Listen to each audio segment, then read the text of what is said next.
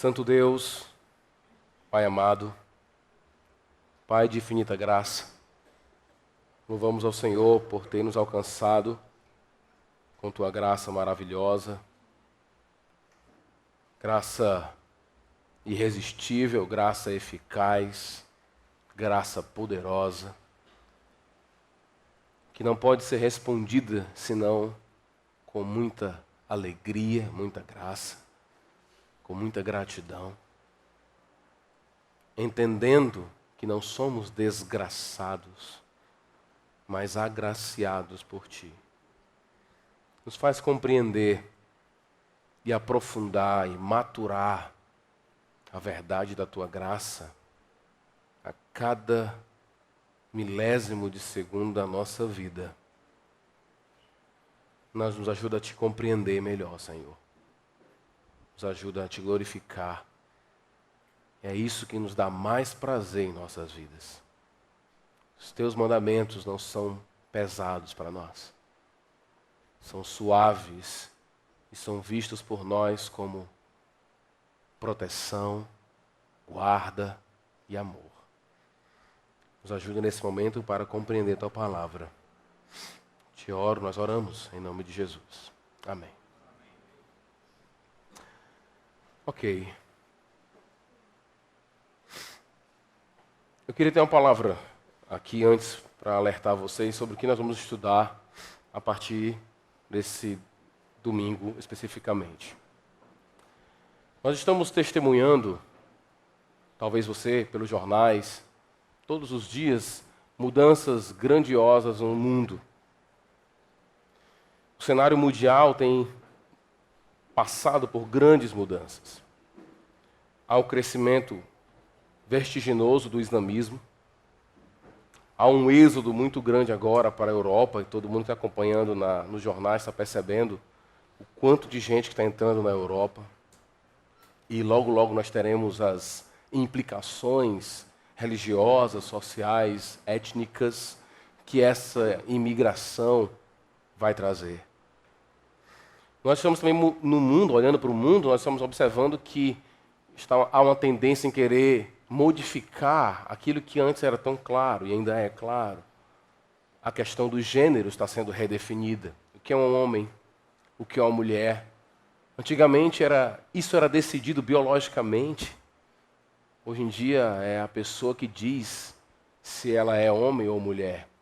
Aquilo que é claro biologicamente tem sido contestado. Nós estamos testemunhando a apatia dos fortes também. Enquanto o Estado Islâmico domina a Síria e outras partes do Oriente, muitos países fortes não demonstram nenhum tipo de interesse em modificar esse quadro. Estamos testemunhando constantemente a perseguição aos cristãos, seja essa perseguição intelectual ou perseguição física. Estamos testemunhando a pobreza, a fome e a violência que parece não ter mais fim. Pensando no nosso Brasil, fechando mais um pouco o foco, todos os dias nós testemunhamos de forma direta ou indireta algum tipo de corrupção, algum tipo de violência, algum tipo de depreciação do valor da vida.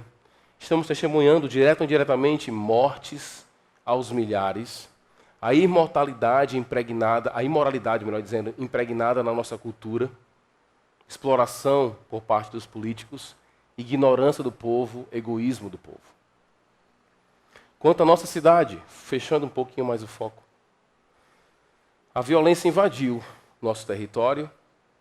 Todos aqui presentes têm algum tipo de experiência, ou conhecem alguém, ou passaram por alguma coisa, ou algum tipo de violência, ou conhecem alguém ou um parente que foi assassinado por ligação direta com o crime. Os jovens na nossa cidade, mais do que nunca, estão entregues a eles mesmos. A educação oferecida na nossa cidade, oferecida pelos órgãos públicos, é uma educação basicamente visando números. Tanto a educação pública como a educação privada, o objetivo é dar algum tipo de número que justifique a exigência daquela escola ou daquela proposta educativa. Os nossos políticos, o que dizer deles? com poucas exceções, porque a gente não pode generalizar, são pessoas basicamente incapacitadas mesmo. Muitos não poderiam administrar uma banca de bombons. Não estamos imunes a isso. Aquilo que acontece no mundo, aquilo que acontece no Brasil, aquilo que acontece em Aquiraz, nós não estamos imunes a isso. Nós reagimos a isso de alguma maneira. Nós respondemos a esse quadro de um caos social de alguma maneira. Nós respondemos a esses problemas de alguma forma. Podemos responder com cansaço e desânimo, tipo, lavamos as mãos, não tem mais o que fazer, ninguém vê uma luz no fim do túnel, então é por aí, não tem mais o que fazer muito não, pastor. Às vezes reagimos a esse quadro com ira, ficando indignado, achando que talvez espancar alguém até a morte seria a melhor solução. Às vezes reagimos com indiferença e evitamos não ligar muito para os necessitados. Às vezes reagimos com descrença. Perdemos a esperança, acreditamos que aquele adolescente rebelde não vai nunca mudar e que aquela criança de rua não tem futuro nenhum mesmo. Ou nos isolamos, criando o nosso mundo, o nosso gueto, o mundo gospel, o mundo evangélico, onde nós somos protegidos por um linguajar, onde se antes falava de coisas boas, a gente hoje troca pelo nome bênção. Antigamente a gente dizia, fala o que está acontecendo com você, a gente fala hoje compartilha. E a gente veste blusas com o nome de Jesus, e a gente anda com a Bíblia na mão, mas tudo dentro do nosso mundo. O mundo evangélico, o mundo em que nós estamos, o mundinho que a gente escolheu para ficar, porque o mundo é cruel e o mundo é ostensivo demais para nós. Eu queria convidar a pensarmos sobre qual é a nossa missão em tudo isso. Como você tem reagido a esse quadro de caos social? E qual tem sido a sua reação? E qual deveria ser a nossa reação? Qual é a missão da igreja com respeito a isso? Qual o nosso papel junto à sociedade? Junto ao criminoso? Junto ao adolescente rebelde? Existe algum jeito certo de ajudar essas pessoas? É a política? É individual? Cada um faz a sua parte? É coletivo? Isso cabe às instituições, às igrejas, às organizações, às ONGs. Basta boa vontade para resolver essa situação? Podemos resolver essa situação? Devemos mudar o mundo ou basta mudar a nossa igreja, mudar a nossa família ou mudar a nossa rua? Quem é o nosso próximo? Qual a missão da igreja diante disso? O que precisamos fazer para mudar isso? E por que fazer isso? O fato é que nós vivemos uma realidade mundial, nacional e da nossa cidade, em que o quadro parece ser sempre o mesmo. A presença de pessoas necessitadas, a presença de opressão, a presença de crime, a presença de um distúrbio social. Como? O que fazer? Qual a missão da igreja em relação a isso? Eu queria, a partir de hoje, mas eu quero desenvolver isso melhor ao longo das semanas com vocês, procurar respostas bíblicas para isso. Hoje eu queria, através do livro de Apocalipse, que é um livro que a gente acabou de estudar, está bem fresquinho na nossa cabeça, espero ainda, né? Bem fresquinho algumas verdades de Apocalipse, tentar responder isso à luz de Apocalipse, tentar entender o que está acontecendo ao nosso redor e tentar também reagir ou responder de forma correta ao que está acontecendo ao nosso redor.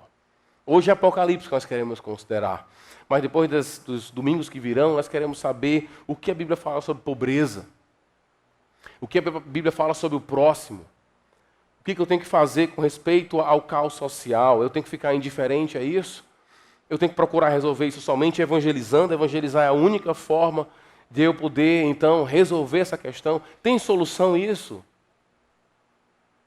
O fato é que essas realidades não são realidades que nós não respondemos a ela. De alguma forma, nós respondemos. Em conversas com cada um de vocês, observando o diálogo de cada um de vocês, o que eu percebo é que a maioria das pessoas tem respondido a esse caos com muita ira, com muita indignação. E aí, ao ver alguém sendo linchado, as pessoas hoje se empolgam, se alegram, quando alguém é linchado completamente. Sem julgamento, sem ser ouvido, sem ser considerado.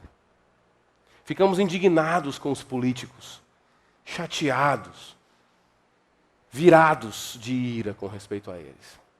Às vezes reagimos com ira, com indiferença. Qual a resposta correta? O que fazer diante disso? O que Apocalipse poderia nos ajudar em tudo isso? O que ele nos ajudou diante disso?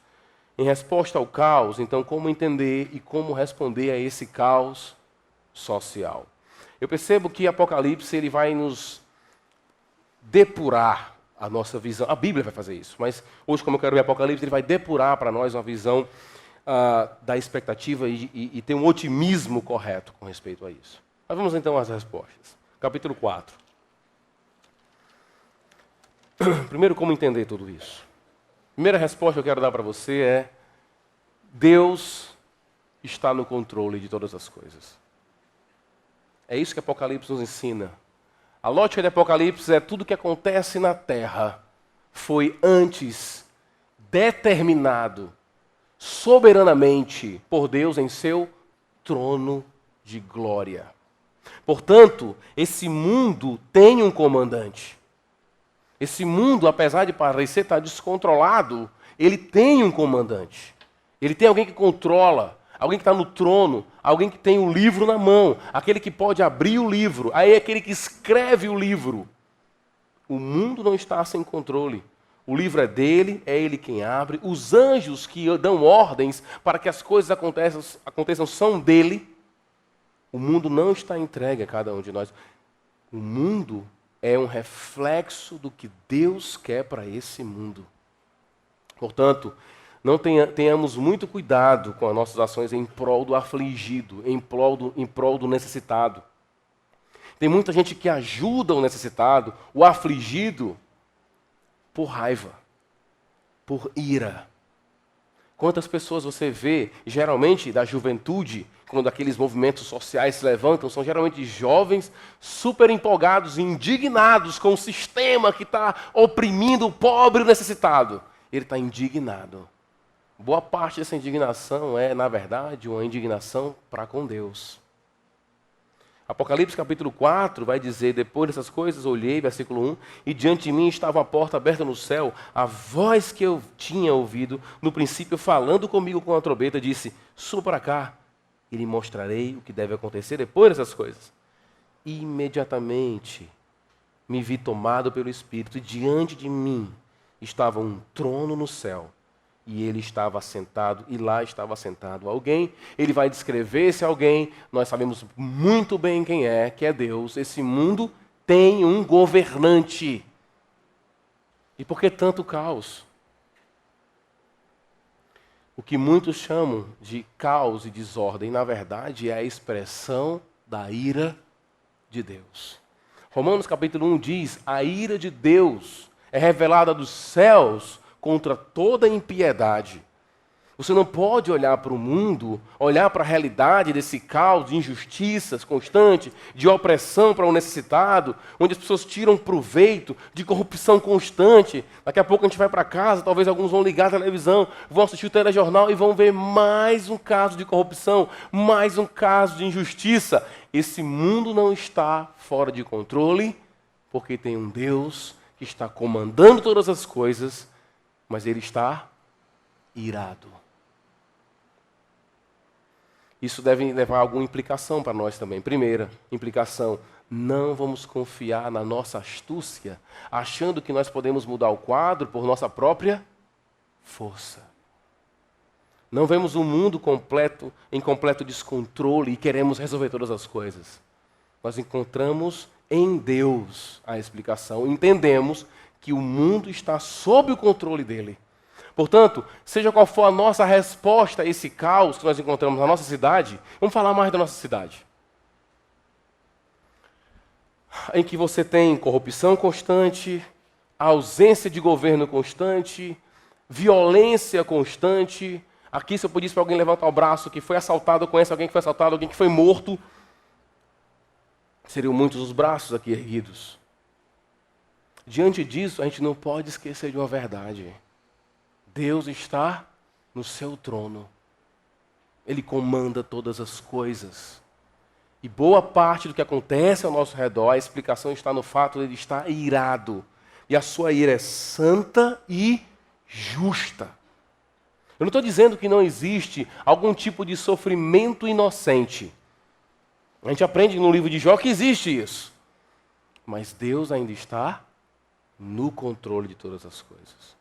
Isso implica também que nós não teremos todas as explicações e nem teremos todas as soluções. Quantas pessoas que veem o quadro caótico social procuram trazer respostas mirabolantes e sonhadoras, achando que vão mudar realmente a terra. Eles vão trazer o novo céu e a nova terra. Quantos partidos políticos, quantos políticos, quantos desbravadores sociais, quantas pessoas que querem trazer algum tipo de modificação, propõem para você assim a coisa vai mudar. Ah, se tivesse mais educação, se tivesse mais isso, tudo seria diferente. Seria o quê? O novo céu e a nova terra?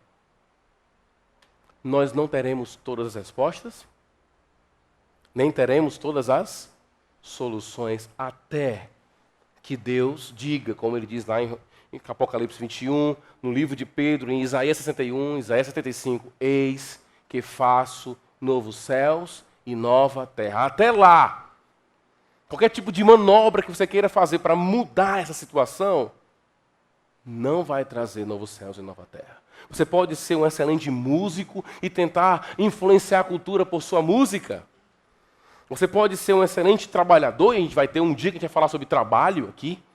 O que a Bíblia fala sobre trabalho, entende sobre trabalho. A gente pode criar uma onda na sociedade e tentar mudar as coisas. Mas nunca, jamais isso será novo céu e nova terra. Segunda colocação. Não vamos nos isolar do mundo. Diante do caos social, alguns evangélicos têm se isolado. Eu não vou me envolver com aquele pessoal, eu não vou me envolver com aquelas pessoas, porque elas são tão pecadoras, pastor, que pode afetar a minha vida. E aí elas vivem no seu próprio gueto. Diferente de Jesus, que a gente viu hoje na parábola do filho pródigo, quando ele está em um lugar, o que acontece? Muitas pessoas de má fama se aproximam dele.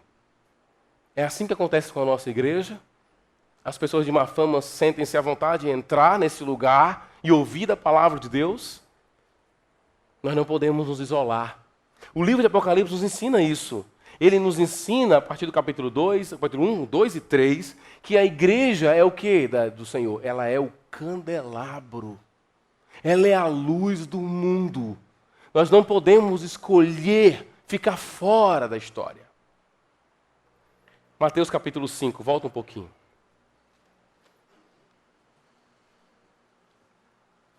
Aprendemos um pouco mais sobre isso. É interessante, vão abrindo aí que eu vou falando. Quando eu procurei hoje a palavra testemunhar no livro de Apocalipse, testemunho, testemunhas, ela aparece demais no livro de Apocalipse. São várias vezes que a Bíblia vai falar de testemunho. Como o povo de Deus é testemunha de Jesus. E essa é a grande função. Lembra, no capítulo 11 de Apocalipse, aparecem duas testemunhas que simbolizam o povo de Deus. Em meio ao caos, devemos entender primeiro, Deus está no controle. Em meio a esse caos social, segundo a verdade, nós não podemos nem temos a opção de se isolar. Mas, muito pelo contrário, de testemunhar as pessoas. Falar para as pessoas de Cristo e do Evangelho para elas. Essa é a nossa função. Apocalipse 11 fala isso, e agora Mateus 5, que é uma passagem muito conhecida nossa, nos ensina sobre essa questão. Vamos lá, Mateus 5, versículo 13 em diante. Vós sois o sal da terra, mas se o sal perder o seu sabor, como restaurá-lo? Não servirá para nada, exceto para ser jogado fora e pisado pelos homens. O sal dos tempos de Jesus Cristo não é o sal que nós temos hoje. O sal que nós temos hoje vem do mar. Geralmente o sal daquela época vinha dos pântanos. E geralmente, quando o sal se dissolvia, ficava mais as impurezas do que o próprio sal. Essa é a ideia. E muitas vezes, o que eles faziam com essas impurezas? Eles colocavam nos eirados, é um dos exemplos, colocavam no eirado. O eirado era um tipo que seria hoje uma laje para a gente, né? Para tampar as infiltrações. É por isso que ele vai dizer, um sal sem sabor, ele acaba, as suas impurezas, no melhor, porque o sal não perde sabor, né? Mas as impurezas dele acabam servindo para serem tapado, servindo para instrumento de tampar frestas no eirado. Por isso que ele vai dizer, vai ser pisado pelos homens, porque as pessoas andavam em cima do eirado. Em que sentido nós somos o sal? Nós somos o sal no sentido que nós preservamos o mundo. Essas duas ilustrações de Jesus, o sal e a luz, elas nos remetem à ideia de que eu estou no mundo, mas eu não sou do mundo. Como diz lá João capítulo 17, Deus, eu não quero que você os tire do mundo. Deixe eles aí, porque eu vou proteger, o Senhor vai proteger no mundo. A gente vê em Apocalipse que nós somos protegidos. Em Apocalipse nós somos a mulher que tem asas. Quando o inimigo quer destruir a mulher, Deus cria asas nela. Quando o inimigo joga água sobre ela, o chão se abre. Deus nos protege. A nossa solução não é se isolar. Mas, ao mesmo tempo, nós somos aqueles que preservam o mundo. A igreja é chamada de coluna e baluarte da verdade.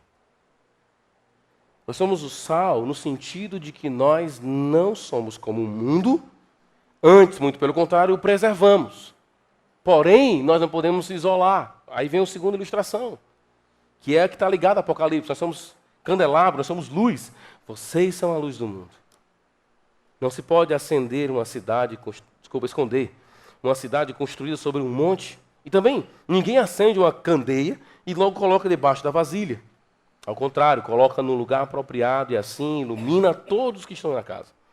Assim brilhe a luz de vocês diante dos homens, para que vejam as suas obras e glorifiquem ao Pai de vocês que está nos céus. Diante do caos social, nós não podemos e não temos a opção, não tem um modo crente isolamento. O que existe é, nós somos luz. Uma coisa que me chamou a atenção nesse texto, há algum tempo, é em que sentido as nossas boas obras glorificam a Deus. A gente falou um dia desse sobre isso aqui, na escola dominical. Como a minha boa obra glorifica a Deus? Geralmente as boas obras glorificam a quem? A quem faz a boa obra. Não é não? Se alguém faz uma coisa boa, ela que recebe a glória. O elogio vai para ela, a glória vai para ela. Se alguém faz uma coisa boa, geralmente eu elogio para ela. Em que sentido, então, as minhas boas obras vão glorificar a Deus?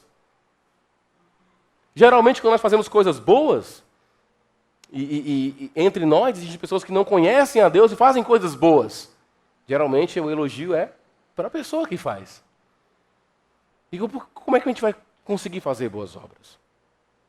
E Deus ser glorificado nisso. Talvez a explicação esteja nos versículos anteriores, versículo 11 e 12.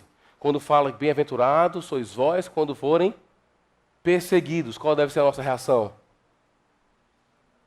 A alegria. Quando somos perseguidos, estamos alegres. Nós estamos mostrando para as pessoas o quê? O meu prazer maior está onde? Em Deus. No Senhor. Fazer uma coisa boa para quem te persegue, para um mundo que não liga para você, para o vizinho que está sempre contestando a sua fé. Fazer boa obra para as pessoas, todo mundo faz, mas quando você é perseguido, a pergunta que fica é: por que essa pessoa está fazendo coisa boa para mim? Eu só faço coisas ruins para ela. Você vai mostrar para essa pessoa que para você o maior prazer do mundo é fazer a vontade de Deus, e aí é que Deus é glorificado. Nós não temos a opção de se isolar. Não existe cristianismo isolado no meio, em cima do monte. O que existe é um cristianismo no meio das ruas. É isso que é o cristianismo. Volta para Apocalipse. Vamos ver algumas passagens que falam do testemunho. Apocalipse, capítulo 1.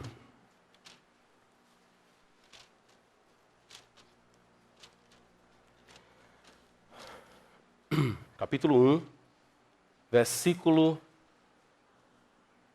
9. João vai dizer: eu, João, irmão e companheiro de vocês no sofrimento, no reino e na perseverança em Jesus, estava na ilha de Patmos por causa da palavra de Deus. E de quê? E do testemunho de Jesus. 2,13, passa a página rapidamente. Vai dizer: sei onde vive, onde está o trono de Satanás, contudo você permanece fiel ao meu nome e não renunciou à sua fé em mim, nem mesmo quando Antipas, minha testemunha fiel, foi morto nessa cidade onde Satanás habita. Carta de Cristo à igreja de Pérgamo. Ele está dizendo: vocês permanecem fiéis, vocês são testemunhas, não se calaram. Nós não temos a opção de ficar calado. Capítulo 6, versículo 9. Passa aí algumas páginas. O texto bíblico vai nos dizer: quando ele abriu o quinto selo, viu debaixo do altar as almas daqueles que haviam sido mortos por causa da palavra de Deus. E por causa de quê? Do testemunho que eles deram. Apocalipse nos ensina que a igreja não tem a opção de se esconder. Em Apocalipse, as pessoas morrem ou são presas, ou são torturadas. Antipas foi executado dentro de um touro, sendo queimado vivo dentro de um touro, porque era testemunha fiel. E a igreja, testemunhando isso, não deixou de testemunhar. João estava preso, limitado, exilado, ninguém sabe ao certo, por causa do testemunho de Jesus.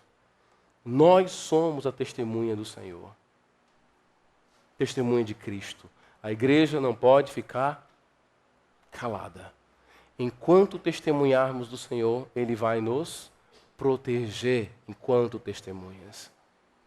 Entenda a proteção no sentido de que Ele não permitirá que nós abandonemos a sua vontade a Ele mesmo.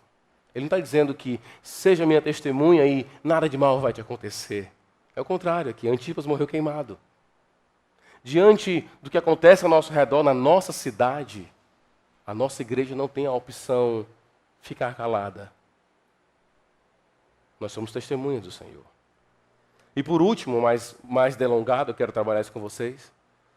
Apocalipse nos dá um otimismo maduro. Não há otimismo infantil em Apocalipse e nem um pessimismo árido. Com respeito ao futuro, as pessoas ou são pessimistas demais, áridas, nada serve, nada presta, ou são otimistas demais, infantis até. Vamos fazer o seguinte, vamos fazer uma escola lá em tal lugar, e todo mundo vai aprender, e todo mundo vai viver bem uns com os outros, e eles vão emprestar dinheiro uns para os outros, e tudo vai dar certo, porque a educação e o esporte muda tudo. Aí é o voador, aí é o otimista infantil. A Bíblia nos dá tanto um equilíbrio no otimismo, nos dando um otimismo maduro, mas também tira de nós o pessimismo árido, de acreditar que nada vai dar certo.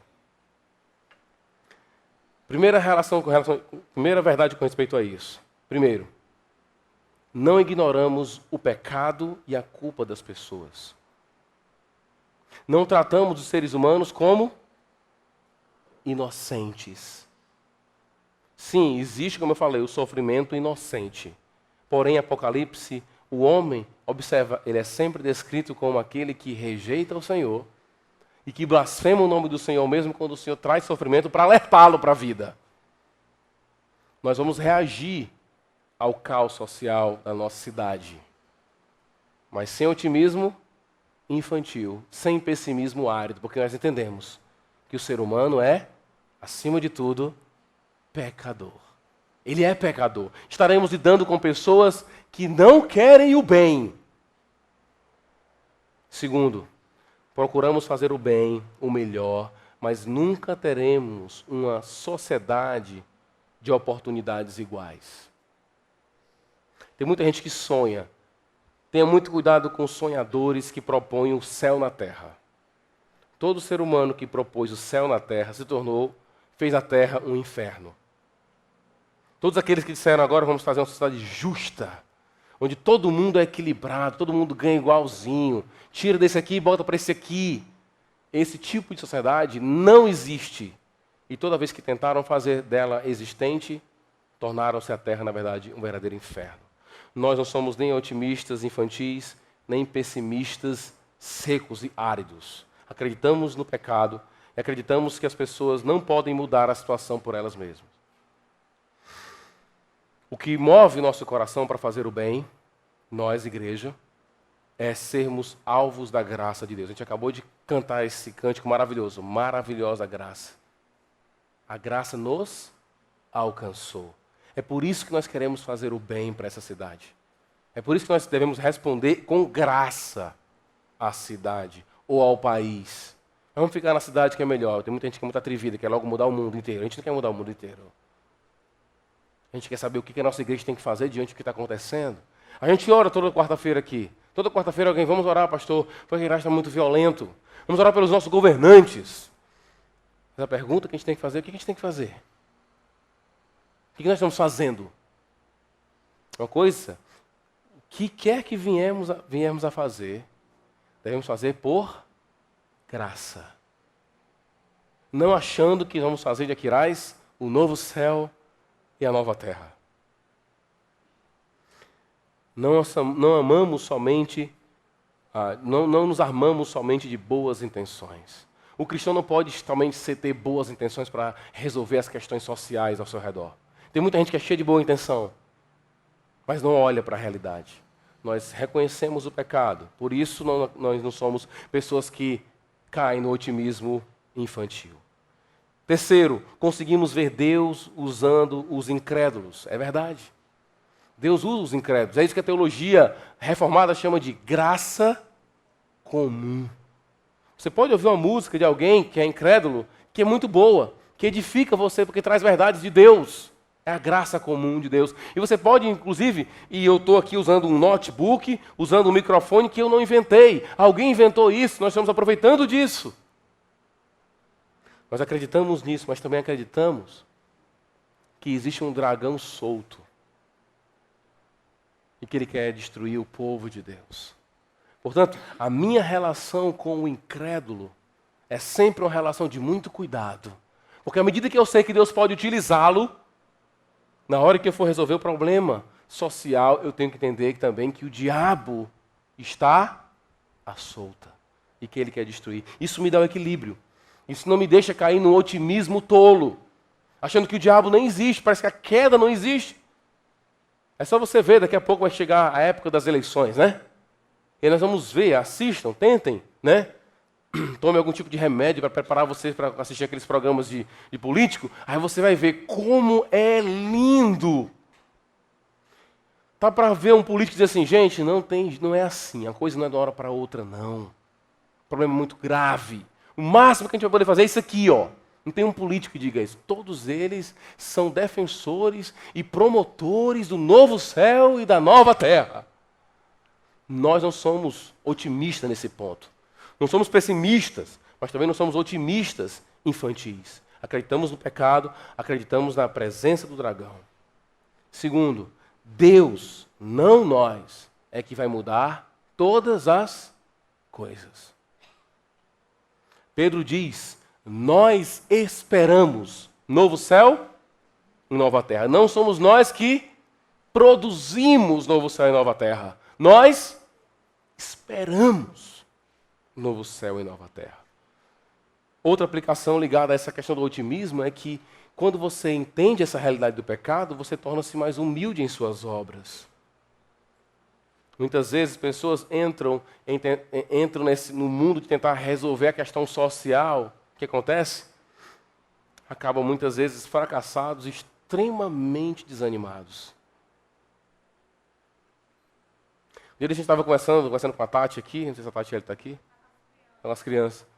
Conversando e a gente falando das crianças que faziam parte do OANSA aqui.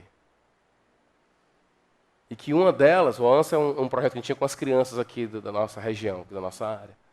E que uma das crianças que nós tratávamos tornou-se uns bandidos extremamente perigosos. Matador. A gente poderia ficar extremamente frustrado com isso, se nós achássemos que nós traríamos o novo céu e a nova terra para Aquiraz. Isso nos deixa tristes, mas não completamente desestruturados. Porque nós ajudamos por graça e não sabemos se as coisas vão realmente mudar. É Deus quem opera a mudança. Trabalharemos evitando males mais do que trazendo real mudança. Nenhum de nós aqui pode fazer um projeto social, achar que esse projeto vai mudar alguém. Não muda.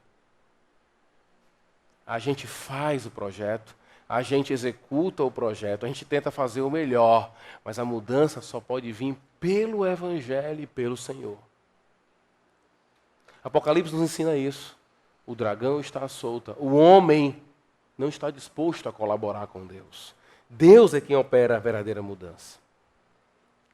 Trabalharemos não preparando pessoas somente para essa vida. Eu fico triste quando eu vou para algumas igrejas onde as pessoas falam sobre como se alimentar bem, como ter um comportamento saudável. O nosso alvo é muito maior.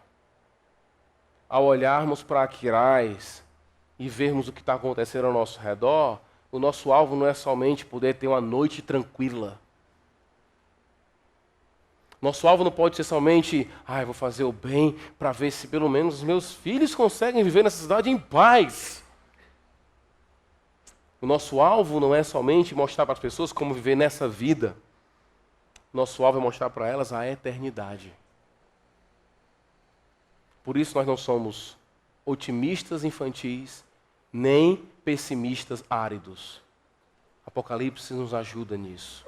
E por último, eu queria que vocês abrissem Apocalipse capítulo 12. Como reagir? Apocalipse capítulo 12. Diante do caos social do nosso país, da nossa cidade. Primeiro, não esquecendo, Deus está no controle, está no seu trono. Tudo está sob o seu comando. Segundo, não podemos esquecer, não se isolar, ser testemunha fiel nessa cidade. Terceiro, não cair no otimismo infantil, nem no pessimismo árido, seco, que não produz nada. E quarto, agir baseados completamente no amor.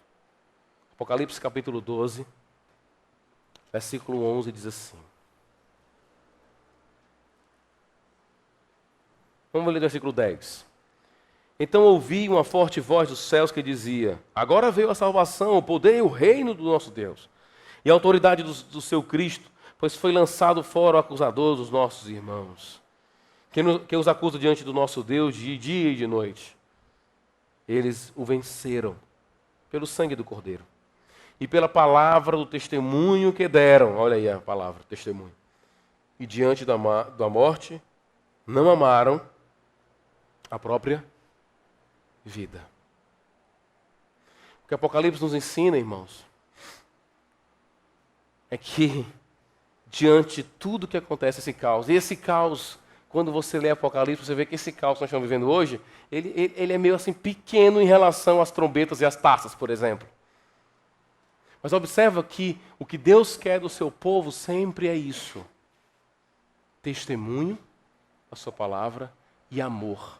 Essas pessoas venceram o diabo, venceram o inimigo, venceram o mundo, porque amaram mais a Deus do que suas próprias vidas. Se existe alguém muito perigoso no mundo, é alguém que ama a si mesmo mais acima de qualquer pessoa. Se alguém diz eu amo a mim mesmo mais do que qualquer outra coisa, eis diante de você uma pessoa extremamente perigosa. O que Deus quer de nós é amar a Ele acima de tudo, acima das nossas próprias vidas. Pastor, isso é demais para mim. Então você não é cristão. Então, pelo menos seja honesto. Não vou ser cristão, esse negócio de cristão é muito complicado. Tem que amar a Deus acima de tudo, não dá para mim não. Então se contente em amar você mesmo, que diante de Deus não é nada. É uma questão de escolha, querido. Ou você coloca você no centro, ou você coloca Deus no centro. Os homens aqui descritos como testemunhas fiéis, exemplos para nós, são pessoas que amaram a Deus acima de suas vidas. Essa verdade do amor acima de nós mesmos deveria ser aplicada quando nós ligamos a televisão ou ouvimos a conversa de alguém aqui na rua falando sobre como a nossa cidade está. E muitas vezes, todas as nossas atitudes com respeito a o que acontece em Aquiraz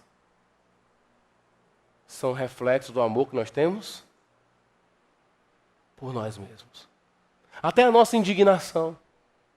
Até a indignação que as pessoas têm com o que está acontecendo ao nosso redor são indignações de alguém que tem a sua liberdade cerceada.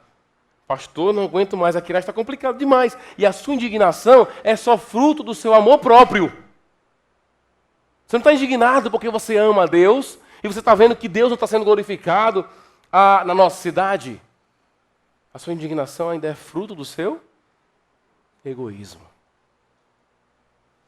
A solução, eu acho que Apocalipse nos ajuda a responder ao que está acontecendo ao nosso redor. Entendam, a nossa resposta a tudo isso é entender: Deus é soberano. Nós não podemos ficar de mãos atadas, paradas, inertes. Nós somos testemunhas da maior mensagem de todas. A única mensagem que pode mudar um coração de alguém. E nós não podemos ficar inertes diante disso. Terceiro, vamos tentar mudar. Vamos ajudar. Porque nós amamos mais a Deus do que a nós mesmos. Mas nunca achando que vamos trazer novos céus e nova terra. Pessoas que se envolvem em trabalhos de ajuda àqueles necessitados geralmente morrem por isso. É um delinquente que não gostou muito da cara do cara. Mas quem se propõe a querer ajudar deve fazer isso por amor a Deus.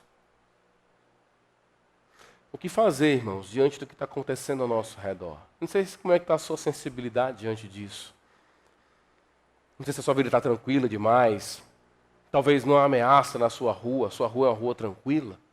Ou talvez seu ciclo de amizade seja um ciclo de amizade de pessoas que vivem tranquilamente e que parece que a sua conta bancária está sempre bem.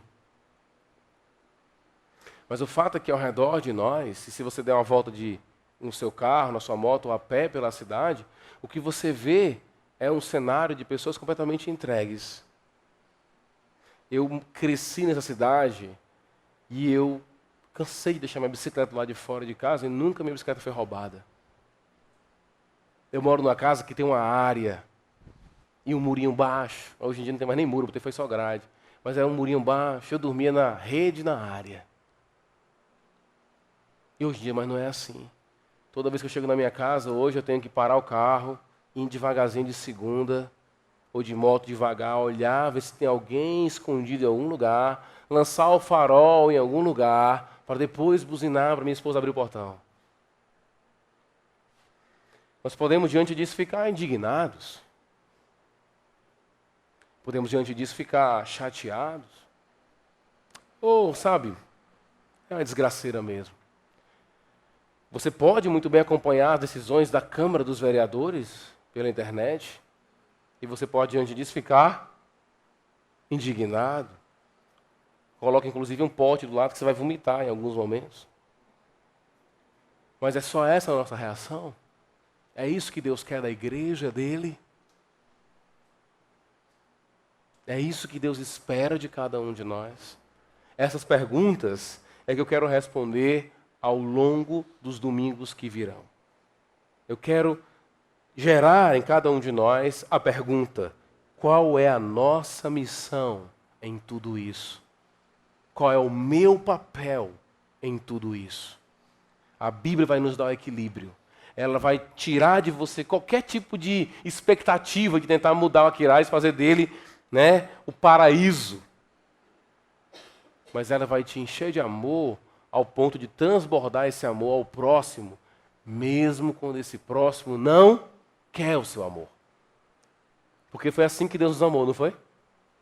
Ele nos amou, sendo nós ainda pecadores. Eu queria terminar com Romanos capítulo 5.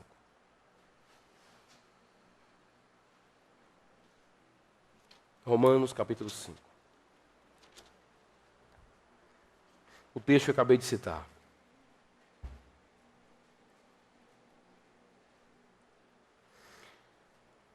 E você que está nos visitando aqui, eu tenho uma mensagem bem direta para você. Você que ainda não se rendeu aos pés de Jesus. Não há amor maior do que falar para você a verdade. Expressar para você a verdade. E a verdade bíblica, ela é muito clara. Você não é quem você pensa que é.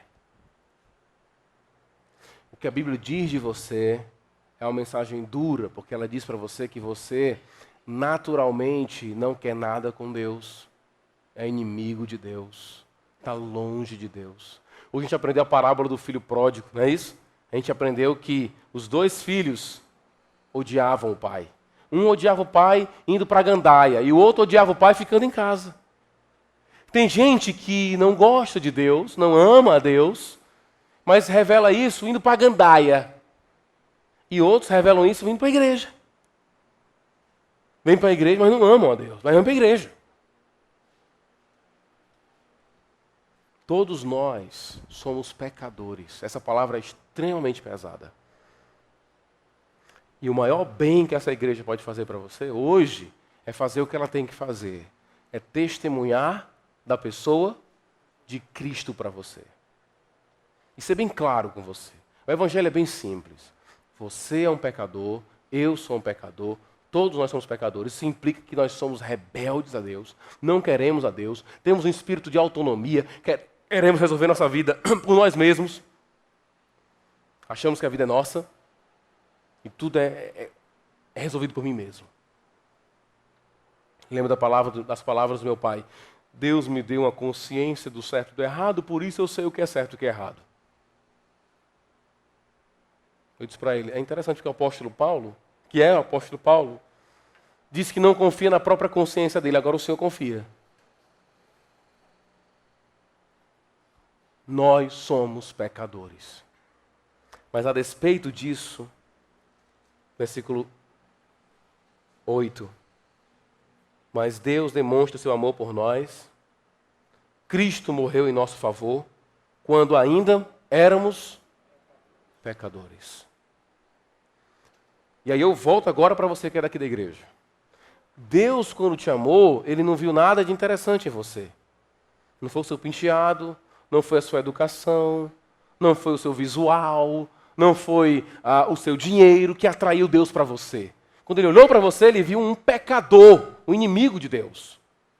E Ele resolveu te amar mesmo assim. Essa verdade tem que ser aplicada na rua. Eu tenho que amar aqueles que estão na rua, mesmo eles sendo quem eles são, porque o modelo de amor é Deus. Deus te amou mesmo você sendo pecador. Ou seja, a pergunta mais lógica que você poderia fazer hoje era assim: peraí, se Ele me amou não tendo nada em mim, o que eu tenho que fazer? Nada, né? Porque você é pecador. Você tem somente que receber essa verdade com a graça, se entregar a essa graça e responder dignamente a essa graça, com muita gratidão ao Senhor, e entregar toda a sua vida a Deus. João diz para a gente, os mandamentos do Senhor não são pesados. Por que não são?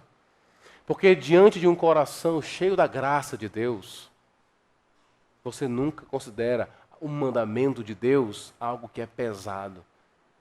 Você sempre vê como graça de Deus na sua vida. Você sempre vê aquele mandamento como uma obra do amor de Deus para você. Por isso que para nós os mandamentos do Senhor não são pesados. São graciosos, amorosos. Deus amou o mundo de tal maneira que deu o seu Filho. E só há um mediador entre Deus e os homens. Não há outro. Para nós que viemos de um lar católico, não é Maria, não é José, não é nenhum outro desse aí que vai levar você a Deus. Nenhum. Nenhum. só há um mediador. Jesus Cristo, o homem, Deus, que veio para nós. Essa é a maior mensagem que você pode ouvir. Entregue sua vida completamente a Deus. E aí os efeitos desse evangelho na sua vida serão grandiosos. Recapitulando para você que é da igreja agora, diante do que nós estamos vendo, como reagir? Primeiro, lembrar de que Deus é soberano. Segundo, não podemos nos isolar. Terceiro, não cair no otimismo infantil, nem num pessimismo árido. Quarto, não procurar agir tentando trazer justiça para as pessoas. Simplesmente amar essas pessoas, como Deus nos amou. Sabendo que nós éramos pecadores, Ele ainda assim nos amou. Às vezes eu fico pensando, e tem uma pregação de Jonathan Edwards que trata sobre isso, as desculpas que as pessoas usam para não dar esmola. Geralmente não, ele vai usar o dinheiro com coisa errada. Ele não presta. Aí não me diz se você não ajuda ninguém. E Jonathan Edwards diz, é esse o modelo de amor que Deus fez para você? Ele te amou assim, ele olhou assim para você, eu vou salvar fulano e tal, porque eu sei que ele vai ser uma bênção. Foi assim que Deus fez com a gente? O que nós estamos fazendo como igreja para essa cidade? Estamos amando essa cidade, testemunhando dela? É isso que nós queremos saber ao longo dos domingos que virão. Vamos orar ao nosso Deus. Santo Deus, Pai querido, somos gratos a Ti, ó Pai, por nos salvar em Jesus. Obrigado por nos dar a mensagem mais bela do mundo. Perdão dos pecados em Cristo Jesus, baseados em Tua graça completamente. Ajuda a nossa igreja a pensar nosso papel, a nossa missão, junto a essa cidade em que o Senhor nos colocou. O Senhor nos salvou, muitos que estão aqui foram salvos enquanto ou já morando aqui. Tua palavra nos ensina princípios como permanecer onde está. Se o Senhor nos salvou enquanto morávamos aqui, o Senhor quer que sejamos instrumentos de santidade aqui. Mudando, transformando e dependendo completamente do Senhor, mas levando a Tua mensagem, testemunhando, não calando, não se isolando, não criando um gueto nosso, mas indo até as ruas, indo até as pessoas, criando um ambiente onde os pecadores possam se achegar e entender que aqui o perdão dos pecados é anunciado, onde corações arrependidos podem se chegar, onde os religiosos não têm vez, mas somente aqueles que têm um coração arrependido, derramado diante do Senhor. Abençoa, ó Pai, essa igreja, que sejamos candelabro, que sejamos luz, que as pessoas possam ver em nós, em nossas obras, o amor que temos por Ti, que elas possam ver o quanto Te amamos, porque em meio ao sofrimento, em meio às dificuldades, ainda assim revelamos o Teu amor às pessoas. Que o Teu nome seja glorificado entre nós, porque é isso que nos dá mais prazer em nossa vida. Em nome de Jesus. Amém.